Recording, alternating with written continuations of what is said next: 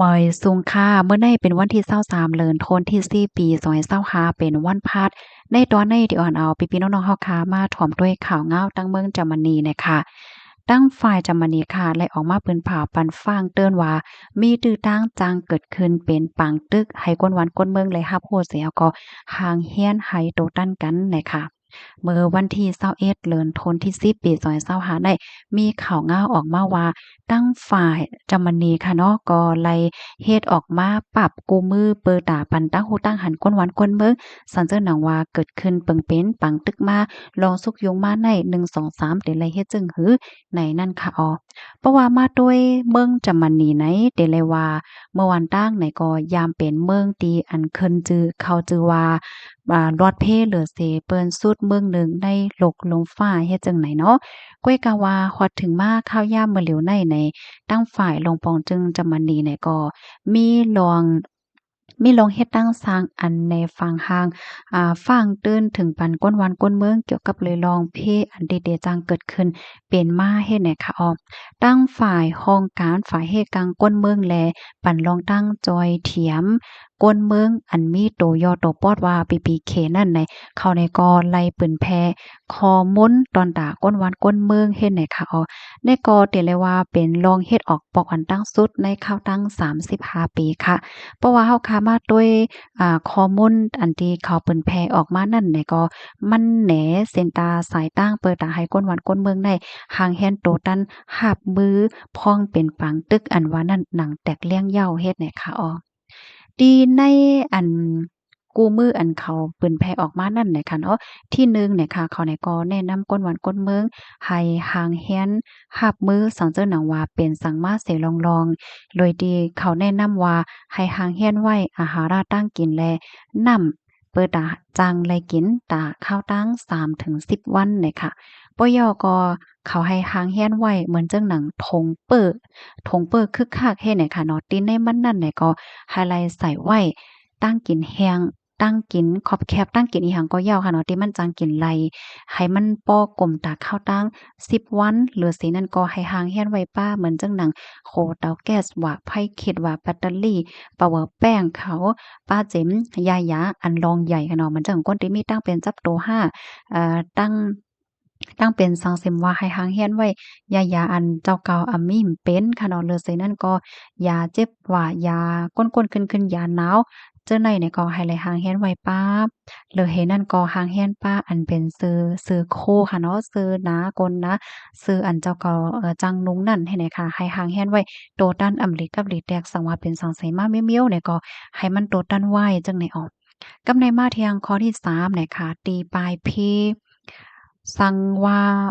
เกิดขึ้นเปิงเป็นปังตึกมาห้ามีหมากตกลงมาห้าอำนั้นก็มีเปิ้นตึกกันยื้อกันไหนก็ไฮจางเรียนกว่าส่วนไตมันไล่เนี่ยค่ะดอกทางเมืองเฮาได้ก็เพิ่นได้ฮ้องว่าลูกปลายเพลูกเปี่ยมลูกแมบอันว่านั้นยาวขาวเคิ้นมังหลังในเปิ้นก็ได้เฮ็ดไว้เป็นห้องใต้ลิ้นในนั้นค่ะนะเปิ้นก็อยู่ใต้ลิ้นเพราะว่าหมากว่าหังว่ามาตกเนี่ยก็มันเต็มตื้อเฮ็ดจั่งใดค่ะนะ กำในมาแทงคอหนึ่งเนี่ยเนาะเขาเนี่ยก็ยืนยันว่าลองตั้งที่อันมาแนะนำได้แต่ก็ให้กวนหวานกวนเมืองในห่างเฮียนไว้พร้อมโตตั้นไว้โกลองในมันหลีเหลือเสอำไรห่างเฮียนอีห่างไว้เฮ็ดจั่งใดเนี่ยค่ะอ้อค่ะลองในก็ได้เลยว่าเป็นลองที่อันหลีตกอกตกใจไว้หนังเก่าเนี่ยค่ะเนาะอิงเนอลองในเหี่ยวในจอมเสียงเนี่ยค่ะนะกวนหวานกวนเมืองเปิ้นอ่อนกันกว่าซื้อไว้ อันเป็นตั้งกินแฮงตั้งกินอันจางไว้เลยหึงแล้วจังไหนแน่ซัมปอไข่มดค่ะนะบางตีบางตั้งแน่เฮ็ดแนวอันนี้เป็นตอนหนึ่งปยกแทงตอนหนึ่งค่ะอยู่ที่ก้นเมืองค่ะเนาะอันเปิ้นอยู่ซางเซาไว้ที่เมืองจำมันนี้นั่นเปิ้นก็ออกมาลาดว่าเขาก็ม่วนถึงค่ะเนาะว่าได้ได้ยินข่าวจั่งใดได้เป็นจั่งใดแหน่เป็นใจอำเลกันหลายๆก็ว่าในโลกลมฟ้าลงในมีหังที่มันกึ้มใครเป็นสังมาก็กำหนึ่งก้อยเนี่ยค่ะ เมื่อป่นมาหึงหังในกอพมิปุนพรเขาในเลยออกมาแนะนำให้คนเมืองในกวาดถอนเงินนะ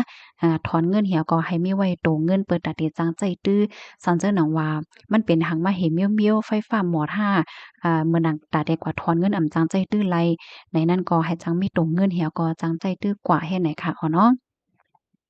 กำในเฮาค่ะสามารถด้วยเที่ยงตอนหนึ่งแต่เป็นตั้งเพราะตอนยุโรปค่ะเนาะ ตั้งฝ่ายเย้เงินกลางยุโรปไหนก็ไล่ออกมาฟ้างเติ้นให้กวนหวานกวนเมืองได้มีสติเสียวแลให้มีไว้โตเงินกึกโต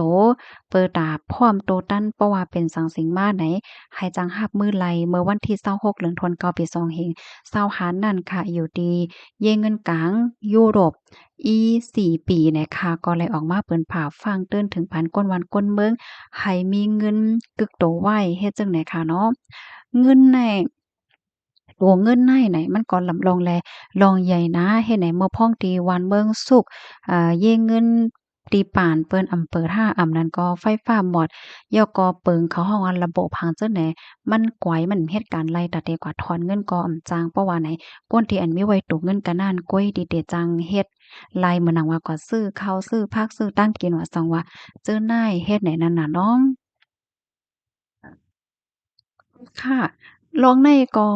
เพราะว่าเฮามาต้วยในตั้งปอตอนกลยุโรปค่ะเนาะหลายๆเมืองไหนเปิ้นก็มีลองอ่อนกันปักตาไปต้วยอยู่ห้างไผห้างมันเฮ็ดไหน เมื่อเหลียวในเฮาค่ะก็ได้หันเลยว่าปังตึกวงกลางราชาเลยตั้งอยู่เครนเนี่ยก็มันก็อำไปยาวอำไปโตเฮ็ดจังไหนค่ะนะเขาเนี่ยก็แนะนำแทงว่าเมืองอันอยู่จำราชานั่นไหนหลายๆเมืองเขาเนี่ยก็เฮ็ดออกโตเงินในสูงเลอเซต่างตี6ถึง10ปุนให้แหน่เนาะหนังหือก้นวันก้นเมืองกว่าเอาเงินกว่าถอนเงินกว่าเอาเงินโตเงินไว้ก็ให้มันปอเพียงปอกลุ่มทนตอนตาตั้งโหลก้นเมืองนั่นเฮ็ดไหนนะ เมื่อหนังเมื่อโป้นมานั่นก็เลยเกิดขึ้นเปิ่งเป็นไฟฟ้าลับหมอดอยู่ในสเปนและตั้งตุรกีเมื่อนั่นก็เป็นข่าวเงาลื่นหลังลงไว้ลื่อใหญ่ลงไว้นั่นน่ะเนาะย้อนว่าเมื่อเหลียวในมันมีอันที่เปิ้นเฮ็ดดีกันในค่ะนะมันจะเลยว่าโตก้นต่อก้นเฮ็ดจังนั้นกุ้ยมันเปิ้นเฮาว่าไซเบอร์ค่ะเนาะตั้งออนไลน์ว่าหังว่าเฮ็ดไหนนี่เหมือนหังว่าเฮ็ดให้ไฟฟ้าเมืองเขารับหมอท่าเฮ็ดให้ลองเปิงการเงินการต้องเขามีร้องข้องขามห้ามจังถอนเงินอำจังเอาเงินห้าเฮ็ดเนี่ยป้าเจมอันกว้างเฮิ่มมินเจ้าเนี่ยก็มันย้ายๆย้าแฮกแค่เนี่ยอำจังเหตุการณ์เนี่ยก็เฮิ่มมินอำจังมีนว่าหังว่าเฮ็ดเนี่ยเนาะก็เกิดขึ้นหลายๆปองหลายกำตีในกลยุโรปเฮ็ดเนี่ยค่ะ ทางฝ่ายผู้ลงเรียนเขาเนี่ยก็แนะนำว่าการที่ก้นวันก้นเมืองมีไว้โตเงินกึกโตในเป็นรองตีหลีออพ่องเข้าลายตีอำลิมเศร้าว่าสังว่าเจ้านายเฮ็ดให้เพราะว่าโหลใจโหลตื้อมานี่ก็หนังหือมันบ่เตจังมีรองง่ายหลบนั่นเฮ็ดให้ค่ะอ้อ อ๋อค่ะพี่ๆน้องๆเข้าถ่อมข่าวโคในยาวหันถึงจึงหือพองข้อมูลตอนได้ค่ะเลยเบิ่งเอียมาที่ห้องกันข่าวคมชัดลึกออกไว้เนาะถ่อมยาวก็เป็นอันตกอกตกใจค่ะเนาะในเมืองกลคงกลางในก็ฮู้ว่าได้เป็นอีหังกว่าติ๊กๆนี่แหน่นะเสร็จแล้วเฮาก็ฮู้ว่าในโลกลมฟ้าเนี่ยเปิ้นได้เฮ็ดดีกันแฮงได้เดะก็ฮู้เนาะแต่มันในอยู่ไผอยู่มันแหมมันก็เกี่ยวๆม่วนๆซื่อๆห่างไผห่างมันยาวให้ไหนนะก็เงาลายแต่สืบเป็นหือกว่าก็เฮาก็ไปด้วยกว่าเนาะพี่น้องเฮา เร็วๆได้นะก็นั่นแหยวค่ะบ่มีรองเคิมนะจึงหือก็จังไกมาเปิ้นแผ่ปันแทงคันดาพี่ๆน้องๆเฮาก็รับถอมยาวหันถึงจึงหือก็เพิ่มเติมข้อมูลมาเลยอยู่นะข่าวเงาเจิ้นในมันก็ได้วนว่าจ่องมันเกี่ยวข้องหังกันตั้งเมืองเฮาห้าเนี่ยเกี่ยวได้ว่าเหตุก่อนค่ะเนาะก้อยกะว่าการที่เฮาคันเลยฮับรู้ไว้มันก็เป็นรองตีซุ่มหนังเก่าให้ไหนนะอันที่คักให้ร้านได้แต่ก็มื้อโปงหนึ่งได้เฮาค่ะเนี่ยก็ยำไรรับทอมกว่าค่ะเนาะตั้งหลายๆเมืองที่ยุโรปในค่ะนะอันเพิ่นจอยเทียมปันลองจุ่มตรงวงก้นที่เมืองเฮาเนี่ยมันก็มีอ้อเพราะว่าเมืองเปิ้นสุซักเนี่ยก็แน่นอนค่ะนะลองของคำติเตจางจ้อมาก็เพราะว่าเปิ้นอำจังสืบจ้อยเนี่ยก็มันก็ติเฮ็ดให้เตึกเคิกเทียงนั่นน่ะเนาะเหมือนหนังเมืองหนึ่งเนี่ยมื้อป่นม้ามเหิงสังในบ่คาต้องพิษในที่เป็นสวีเดนในห้ามโฮคานะที่เขาเปิ้นพาว่าแต่เลินแต่ปีหน้าเนี่ยเนาะ2026เนี่ยกว่ากลางปีโยเขาก็เต็มสึกจั่วเหย้าตอนดาก้นตีตรงหนึ่งในตรงวงกลว่าสังวาเนี่ยมันจะมีจุ่มมันค่ะเนาะเกี่ยวกับไปลองตอนของการปกป้องเฮ็ดไหนเนาะอ๋อค่ะบ่มีรองคืบหน้าจังหือก็จังขึ้นมาเป็นแพทย์แทนค่ะน้องใบสุงค่ะ